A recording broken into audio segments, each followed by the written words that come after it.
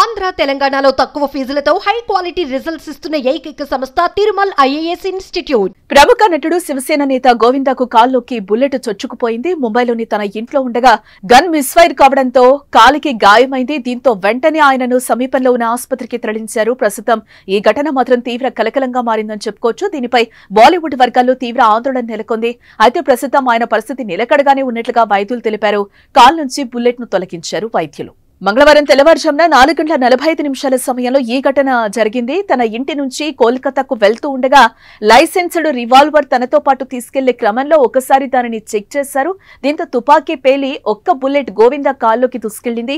వెంటనే ఆయన సిబ్బంది అలర్ట్ అయ్యి ఆసుపత్రికి తీసుకెళ్లారు. బుల్లెట్ కాల్లోకి దూసుకెళ్లడంతో పెను ప్రమాదం తప్పినట్లయింది. ఇటు మరోవైపు పోలీసులు ఘటనా స్థలానికి చేరుకుని విచారణ ప్రారంభించారు.